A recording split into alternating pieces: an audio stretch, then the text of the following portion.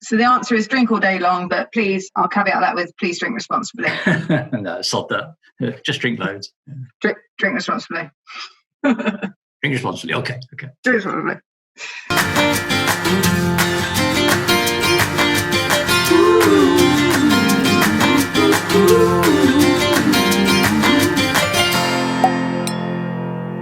Hello, Danilo. Hi. Has everybody, by the way, got a glass of the Pinot Gris? Because that's the one that we're tasting. Danilo, presumably, you've either got a glass, but you know it intimately.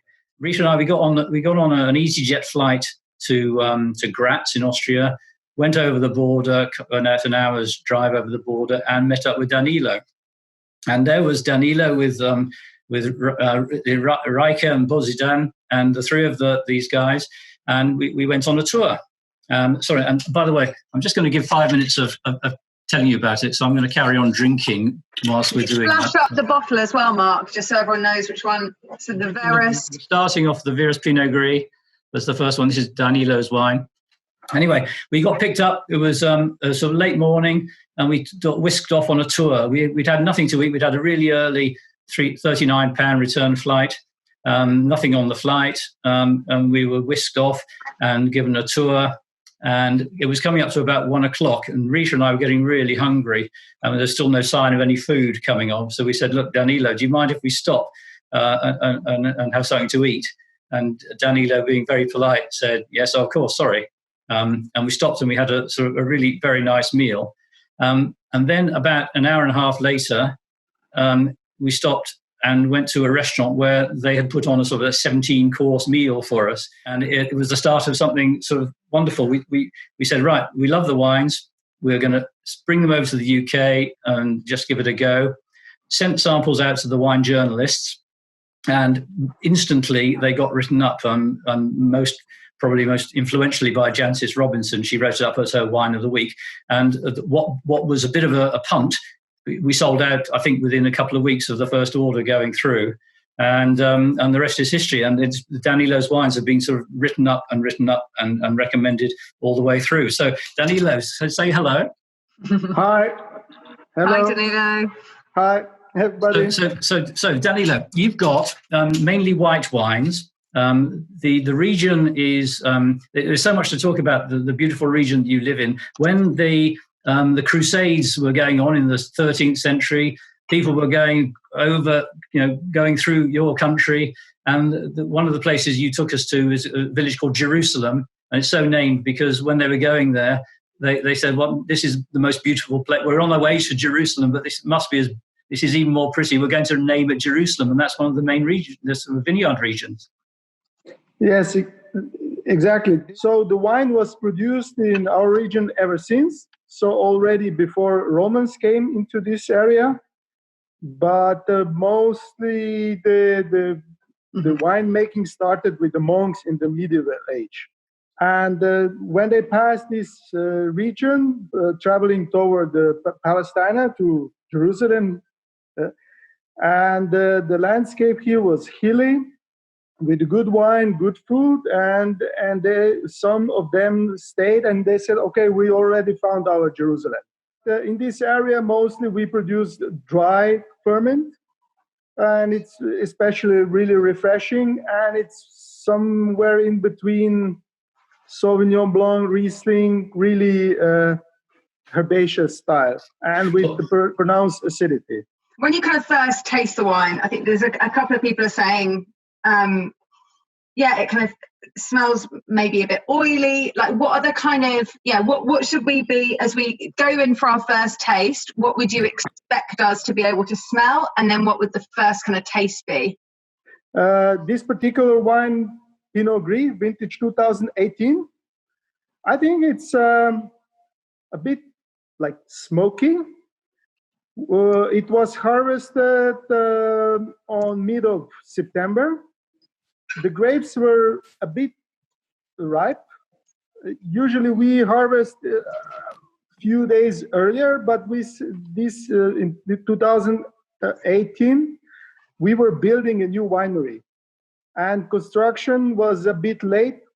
So we were we were like 4-5 days later than we would be in normal year. But we said, okay.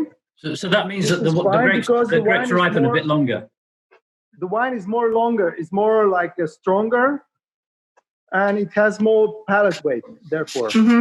But when you think of Pinot Gris, so Pinot Gris is grey Pinots, which is the same as Pinot Grigio from Italy. Exactly. So this has got nothing to do with some cheap Italian Pinot Grigios. This is like a New Zealand Pinot Gris or an Alsace Pinot Gris. It's got that lovely fat oiliness that sort of coats the palate and makes it really round.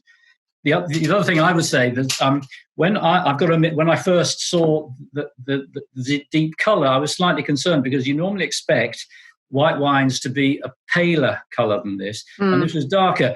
And Delaney, you explained to me that the Pinot Gris, the grey Pinot, has actually got sort of more of a colour tinge to it, hasn't it? Yeah, because the vintages lately are a bit warmer, and because of the grapes were riper. And the color scheme, which is at this variety, Pinot Gris is always like copper color, not the white.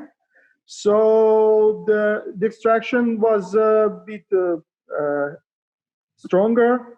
And also because the sugar content was higher, and the wine has 13.5 degrees of alcohol. Particularly what I like about it is the way it coats the palate on the inside of your mouth. And we haven't done a group slurp for a bit, but I think I recommend a group slurp. Take it into your mouth, slurp a lot, and just feel how it sort of almost seems to coat your palate, coat the inside of your mouth with a bit of oiliness.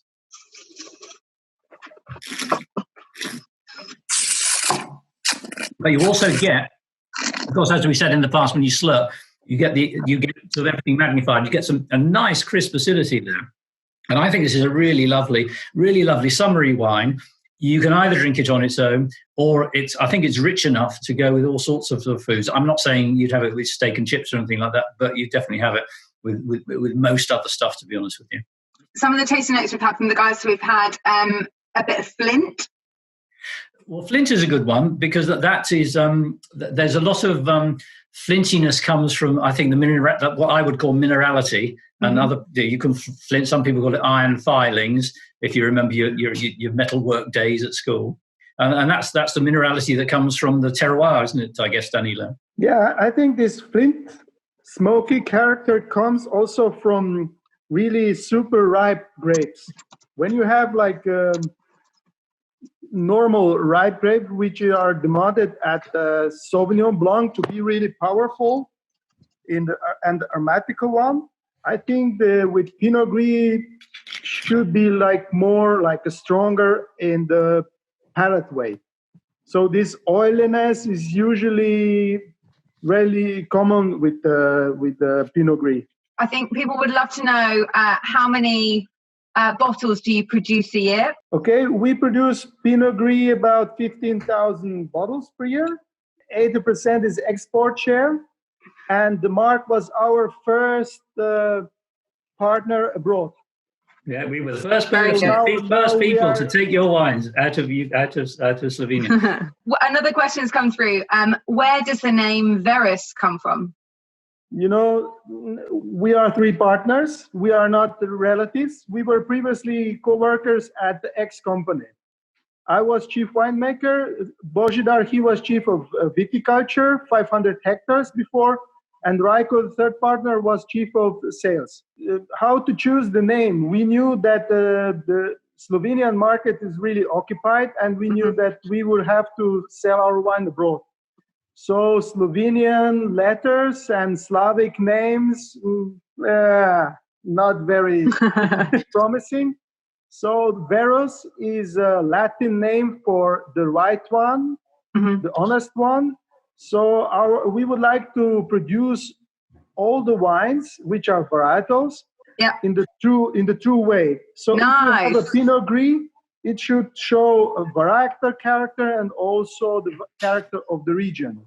So for the Latin buffs among you, the derivative is veritas to mean truth. So you're being truthful to each wine that you make.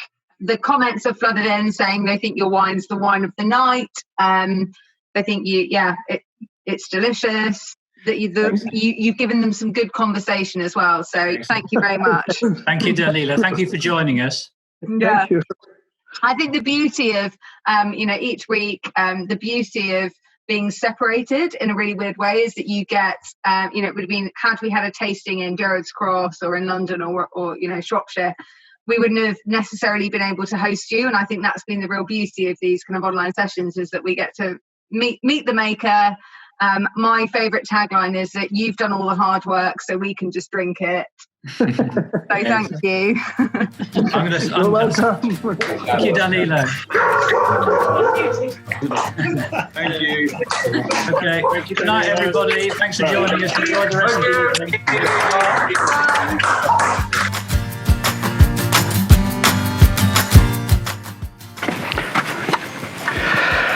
Hello, Mark and Rita from The Real Wine Company here.